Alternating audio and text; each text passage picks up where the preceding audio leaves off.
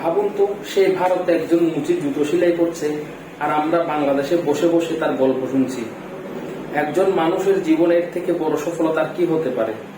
সেই সফল মানুষের গল্প দিয়েই তবে শুরু করি। ইন্ডিয়ার মুচিরা প্রতিদিন গড়ে 200 থেকে 250 রুপি আয় করে, কিন্তু একজন ভিন্ন রকম মুচি রয়েছে যে কিনা রোজ 500 রুপি আয় করে। প্রশ্ন হলো কেন? কারণ সেই ব্যক্তি সাধারণ কাজটি খুব অসাধারণ ভাবে করছেন। সে বাদ বাকি অন্য সবার মতো একইভাবে মাটিতে বসে জুতা সেলাই করলেও অন্য সবার চেয়ে তার মধ্যে একটু ভিন্নতা রয়েছে।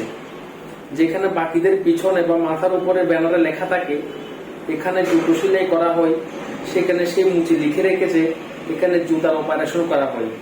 ডাক্তার বসার সময় সকাল 9টা থেকে রাত 9টা। জরুরি রোগী হলে আইসিইউ এর ব্যবস্থা রয়েছে। বুঝুন অবস্থাটা। ইন্ডিয়ার মানুষজন এই মুচিকে রীতিমতো ডাক্তার সাহেব বলে সম্বোধন করে, আর মোটিভেশনাল স্পিকাররা সেই মুচির নাম তাদের উদাহরণে টেনে আনে। এই গল্পটা শুরু করবার দুটো কারণ রয়েছে। আপনার যা আছে তা দিয়ে নিজ লাইফে ভ্যালুয়েট করতে শুরু করুন।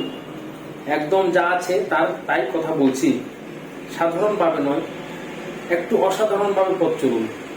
অসাধারণ চিন্তা ভাবনা করুন, অসাধারণ মানুষদের সাথে মিশুন, অসাধারণ অ্যাক্টিভিটির সাথে সংযুক্ত থাকুন।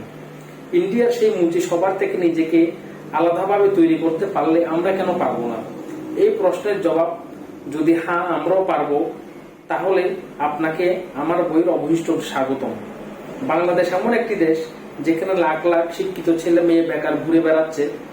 উল্টো পাশে দেখেন এই লাখ লাখ বেকারের জায়গায় আবার লাখ লাখ বিদেশিও কাজ করে যাচ্ছে, তাও আবার বহুগুণ টাকা স্যালারি দিয়ে। সমস্যাটা কি ভাই? সমস্যা একটাই, আমাদের ছেলে মেয়েরা সঠিক সময়ে সঠিক ইনফরমেশনটা পায় না। তারা জানে না লাইফ দিয়ে কি করতে হয়। হ্যাঁ, তারা জানে এবং বুঝে ঠিকই, কিন্তু কিছুটা পরে তখন রিকভার করার সুযোগটাই আর থাকে না। আমার তো মনে হয় বাংলাদেশের বিশ্ববিদ্যালয়গুলোতে একটি কোর্স রাখা উচিত, যেখানে একজন প্রাক্তন ব্যাকবেঞ্চার তার জীবনের উত্থান পতনের গল্পগুলো শোনাবেন রোজ।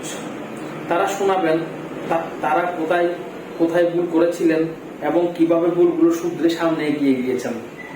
লাইফে একটি ইউটার্ন খুব দরকার ভাই, আর সেই ইউটার্নটাই কিভাবে নিতে হবে তা নিয়েই এই বই। মনে রাখতে হবে FIRST ফার্স্ট মুভ নিয়ে লাভ নেই, FST ফার্স্ট মুভ করতে হবে। তো আমি সুন্দর গল্পটি পড়েছি সেল মি দিস পেন বই থেকে।